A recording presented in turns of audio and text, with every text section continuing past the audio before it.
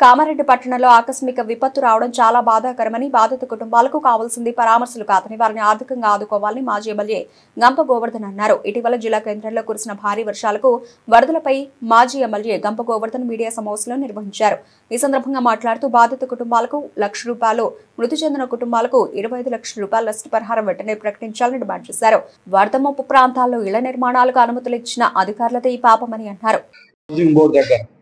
మొన్న Sarampalli boys tribal boys hostel నుంచి ఆ పక్క నుంచి పెద్ద ఎత్తున వరద రావడం, దాన్ని తట్టుకోలేని పరిస్థితిలో ప్రజలకు ఏం చేయాలనో తోచని పరిస్థితిలో ఇబ్బందులై ఆర్థికంగా బాగా నష్టపోవడం జరిగింది.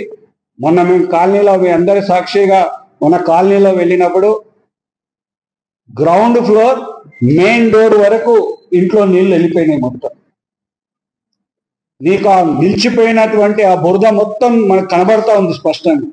ఆ ఇంట్లో ఉన్నటువంటి వస్తువులు ఒకటి కూడా చేతికి అందకుండా పోయింది నష్టం. అది మామూలు నష్టం కాదు. ఇది ఎవరం పూడ్చే నష్టాన్ని పూడ్చే పరిస్థితి కూడా ఉండదు. ఈ రోజు వరకు అందిన సమాచారం ప్రకారం కామారెడ్డి నియోజకవర్గంలో సుమారు 4 మరణించడం జరిగింది.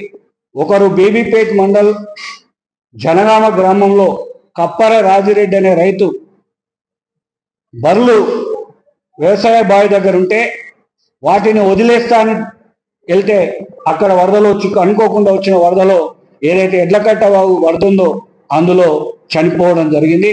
SDRF వాళ్ళు పోయి 3వ రోజు శవాన్ని బయటకు తీసుకురావడం జరిగింది.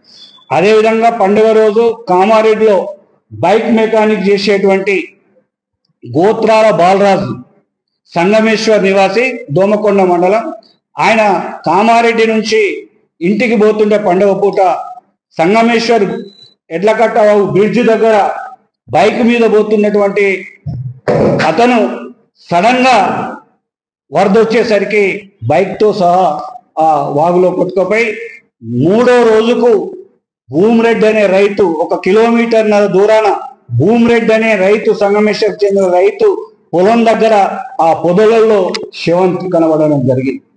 అదేవిధంగా ఇమ్మీడియట్ మొన్న వచ్చిన అసలు రాజంపేట్ ప్రాంతంలో అసలు ఎప్పుడు కూడా ఈ పరిస్థితి ఉండదు.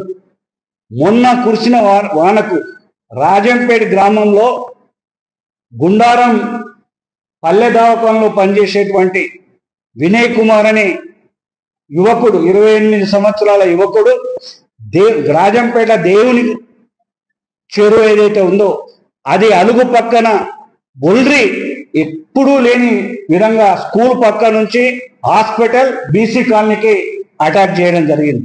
ఆ సమయంలో మొదటిల్లే హాస్పిటల్ కానుకొని మొదటిల్లే ఈ ఇప్పకాల వినయ్ కుమార్ది కాబట్టి ఆ ఇంట్లోకి సడన్ గా నీళ్లు పెద్ద ఎత్తున వరద వచ్చేసరికి దాన్ని కంపౌండ్ గులగొట్టడానికి ప్రయత్నం చేస్తుంటే ఆ